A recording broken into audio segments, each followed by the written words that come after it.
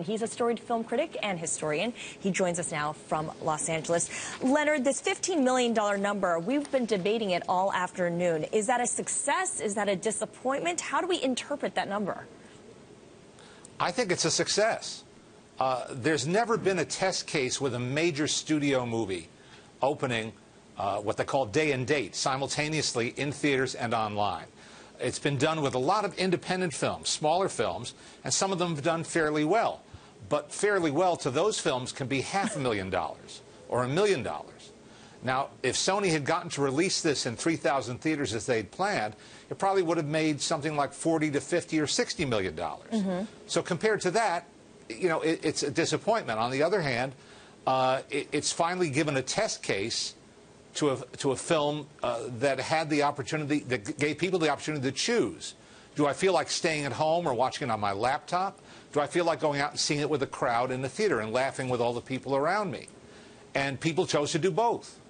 People chose to do both, and it certainly was not intended to be released this way. But having said all that, you are a film critic. Give us the criticism on this film. Is it worth it? Was it worth the wait? Was it worth the hype? I don't know if anything was quite worth the hype that this movie got.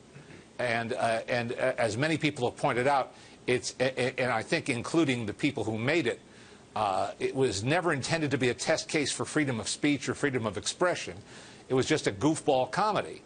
But it was a goofball comedy that, you know, stepped in a pile of controversy that you couldn't have invented. Well, they did invent it, didn't they? You know, I think it's pretty funny.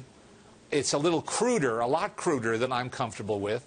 That's what you get with Seth Rogen and Evan Goldberg and their screenplays in general. But it made me laugh. It made you laugh. Does it change the way Sony releases its next movie? Oh, I don't think it changes conventional movie releases. I don't know. I'm sure at Sony, all bets are off. I don't know how else to say it. You know, they're examining every iota of their business right now.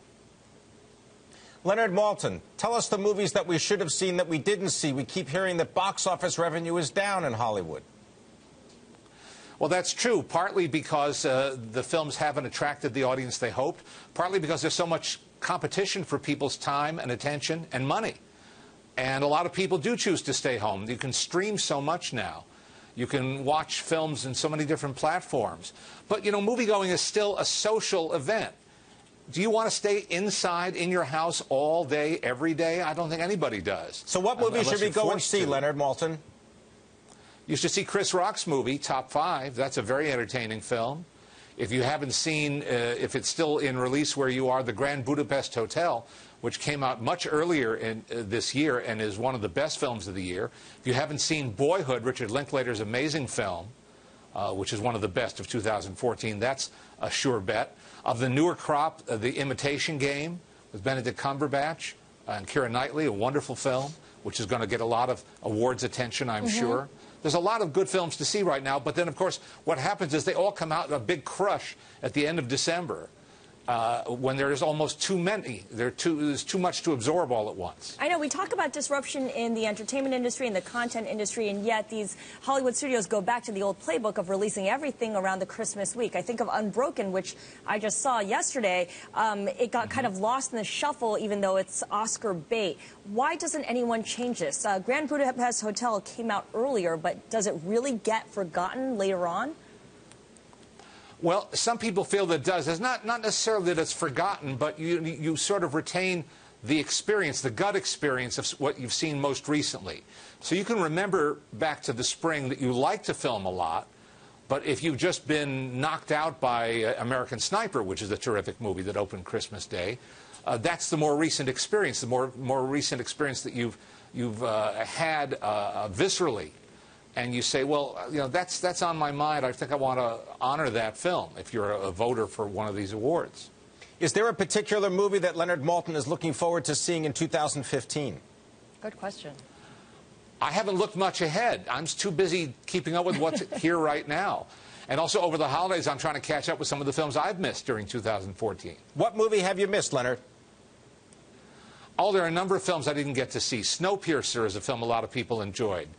That was primarily released online, as a matter of fact, had a very limited theatrical run, and that's one that I'm going to watch. Have you seen Frozen? How many times? I knew you were going to ask that. I don't have a young person at home anymore. My daughter's 28, so I only had to see Frozen twice. Once to review it, and once I'm looking at my cameras crooked here. That's terrible. And once when I showed it in my class at USC, where we have filmmakers come, and I had the two directors come with Frozen. And my 20-somethings loved it as much as any 5-year-old. What did you learn about Frozen when you showed it in class at USC? Well, you learn how much goes into the making of these films, the incredible amount of detail. The people who direct these animated features have to be looking at the big picture, the overall story, the mood, the things they want to convey emotionally, as well as the tiniest details. How do you animate ice? How do you animate an avalanche of snow?